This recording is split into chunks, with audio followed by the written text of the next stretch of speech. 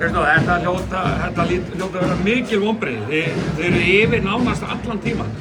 Grindavík byrja 5-0 og svo er þetta bara eign ykkar. Hvernig eiginlega tapið þessu svona? Já, missum aðeins stampinn að loka fyrri hálfleik. Við erum bara með leikinn algjörlega í okkar höndum. Við erum að taka skot sem við vildum að myndi taka. Gerum vel að búa til mismun. Við erum að boxa út, við erum að taka fráköst, við erum að taka 50-50 boltana. Svo hættum við svolítið að gera það þarna síðustu 2-3 mínúturnar í öðru leiknum. Þannig að þetta á komið upp í einhver 17 stig eða hvað sem var, þeir ná minnkutinni í 10 stig fyrir hálfleik.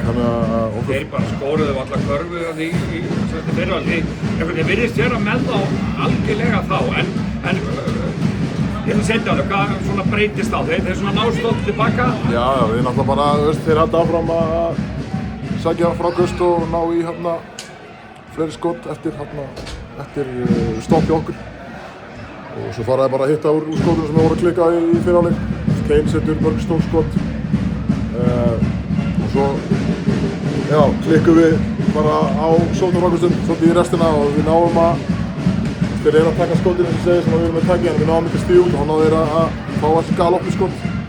Þeir setja þau og bara refsa fyrir það og við erum með frábæra einstaklinga innan liðsins, þannig að við þurfum að gera betur þar í næsta leik. Þetta er svo sem bara 1-0, en þetta er helvíti sárt tapað ekki. Það skiptir ekki að segja eitthvað máli í úrslitaleiknum keppni.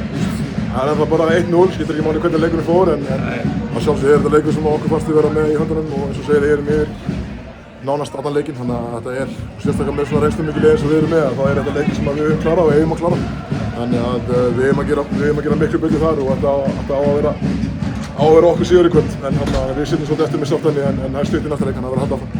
En ykkar gameplan gengur upp allan tíma, það má ekki eiginlega segja það.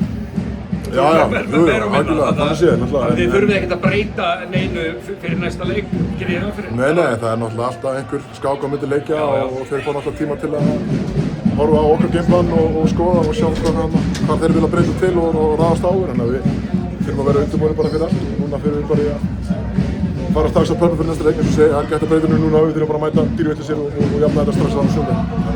Takk.